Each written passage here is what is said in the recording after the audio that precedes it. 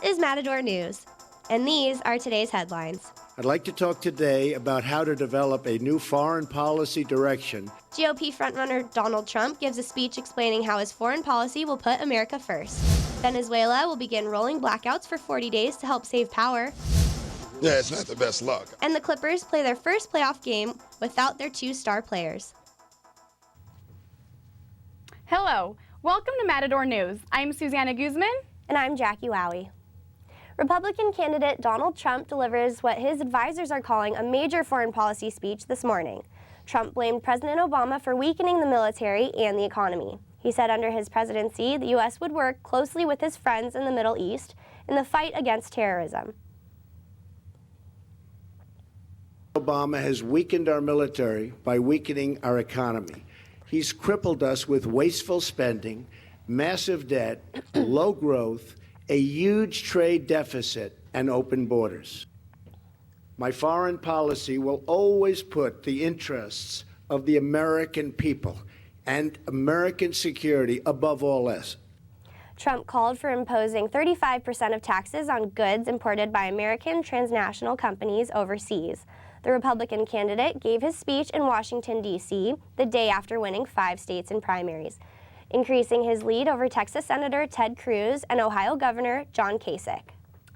Former House Speaker Dennis Hastert is sentenced to 15 months in prison and 2 years of supervised release. He arrived at federal court in Chicago in a wheelchair after suffering a stroke.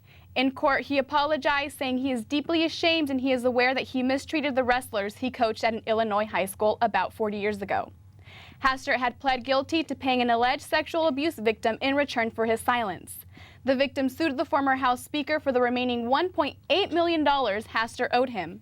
Hastert has not been charged with sex abuse because of the statute of limitations has expired. He will also be required to complete a sex offender treatment program. Presidential candidate Hillary Clinton celebrates a big win in the Democratic primaries for Pennsylvania, Connecticut, Maryland, and Delaware. The 4 victories increased her lead over candidate Bernie Sanders. The Associated Press says the wins last night will now give Clinton about 90% of the 2,383 delegates needed for the Democratic nomination, likely to face GOP frontrunner Donald Trump in November. Mr. Trump accused me of playing the, quote, woman card. Well, if fighting for women's health care and paid family leave and equal pay is playing the woman card, then deal me in. The primaries will head into the final contest now, ending in California in June. The terrorist suspect who is allegedly responsible for the November Paris attacks has been extradited today. Salah Abdeslam was transferred from Belgium to France to face trial. French Justice Minister Jean-Jacques Urevaux says police aren't taking any chances when it comes to security. He will be placed under solitary confinement. A dedicated surveillance team of skilled agents trained for detention of dangerous individuals will be in charge of him. There are, of course, a number of measures already set up to secure his environment. Salah Abdeslam and his brother are held responsible for killing 130 people in the attack. Salah's brother was killed when he set off his suicide vest in a cafe. Salah was captured in Brussels last month. Republican candidate Ted Cruz is giving a major announcement this afternoon in Indianapolis. Cruz is expected to nominate former Republican candidate Carly Fiorina, who dropped out of the race in February. Some analysts say nominating Fiorina for vice president might give Cruz more Republican support and a better image. Venezuela's government cuts employees' work week to 2 days in order to save energy. The vice president of Venezuela says civil servants should show up to work only on Mondays and Tuesdays until the crisis is over. The government has also announced 4-hour power cuts every day. We used to lose power 2 hours in the morning and 2 in the afternoon, but now it's 4 hours straight. President Nicolás Maduro says his government is managing the situation the best it can. He says drought conditions in the country are a result of El Niño weather patterns. He is also requesting international help as well as technical and financial aid to help the situation. Tornadoes and large hail still is striking the Midwest. Tornado warnings are in effect in Oklahoma and Texas, while thunderstorms are striking Kansas and Kentucky. Over 16,000 households in metro Oklahoma City area and 5,000 houses in Indiana didn't have power. Throughout Pennsylvania, 48-mile-per-hour winds blew with pea-sized hail. Tornado watchers suspect large hail over 3 inches and winds up to 70 miles per hour throughout the Midwest. The tornado watch expires at 9 p.m. Central Standard Time. Now for the latest in business with Angelica Pedraza. Thank you, Susana. In breaking news from Cupertino, a dead body has just been found at Apple's headquarters and an investigation is underway. And speaking of Apple, the company posted this morning its first revenue decline in 13 years. And as a result, the price of stock has gone down just over 7%, meaning the company has lost around $40 billion of its value. Apple makes about 65% revenue from iPhone sales. But currently, the sales for this product are down 16%. Apple's executives say this is only a pause, not a fundamental change in the company's business. They say they are very optimistic that this too shall pass. Comcast hopes to buy DreamWorks Animation for over $3 billion. Sources say DreamWorks CEO Jeffrey Katzenberg has been searching for a buyer for the company. DreamWorks is based in Glendale, California, and was funded in 1994 by Katzenberg. Filmmaker Steven Spielberg and music producer David Goffin, Shrek and Madagascar are just a few movies DreamWorks has made.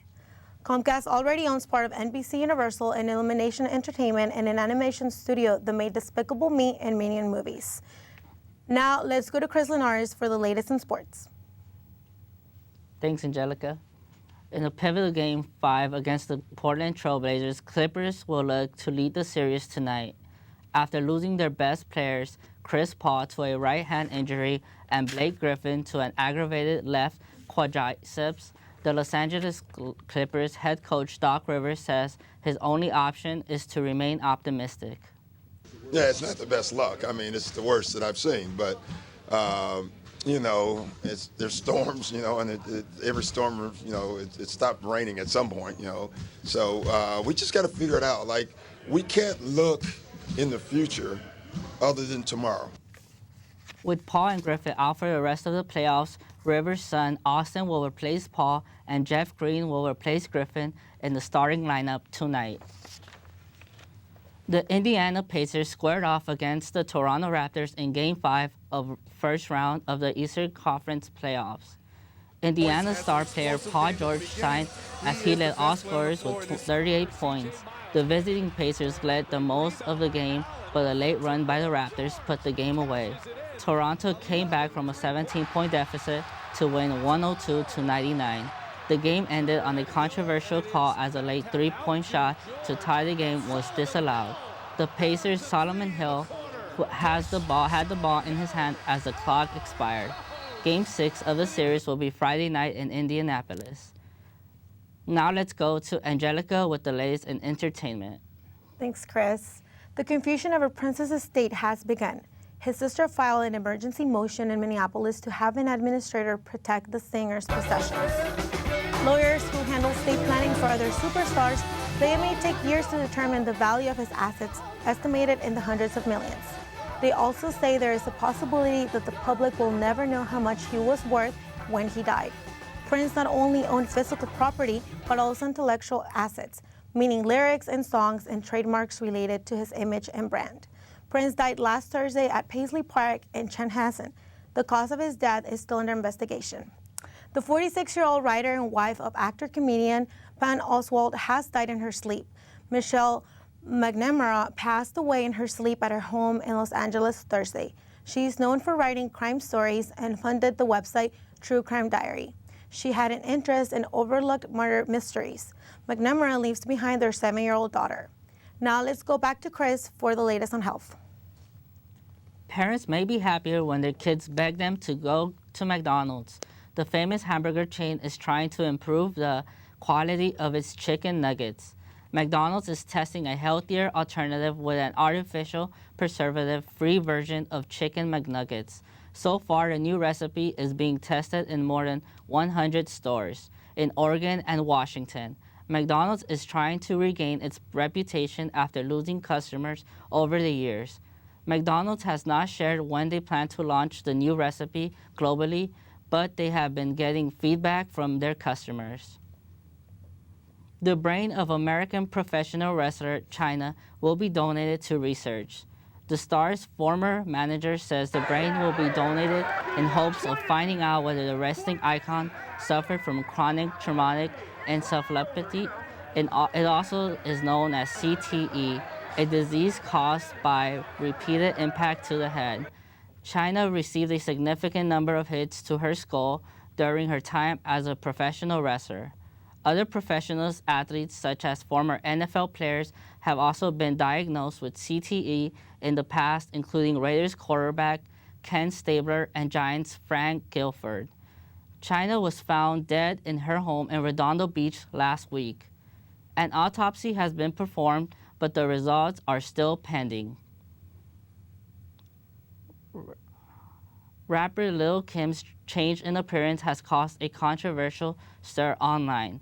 Let's go to Brittni Perez in the newsroom to learn more.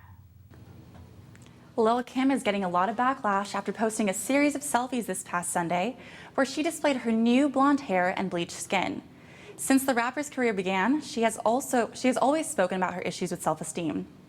CSUN Africana Studies professor Dr. Darryle Gatlin says Lil Kim's not to blame. He says the European standards of beauty that have been applied to women of African descent has caused them to have low sense of self-worth. The Europeans taught us to be so ashamed of the way we looked that the only way you could have any value in your personal life, the only way you could wake up in the morning and do your morning hygiene, you know, look in the mirror to get just, when an African American did that until very, very recently, what you were looking at was the very reflection of the definition of ugly. Lil Kim isn't the first star to be accused of skin bleaching. Nicki Minaj, Sammy Sosa, and Michael Jackson have all allegedly had the same procedure.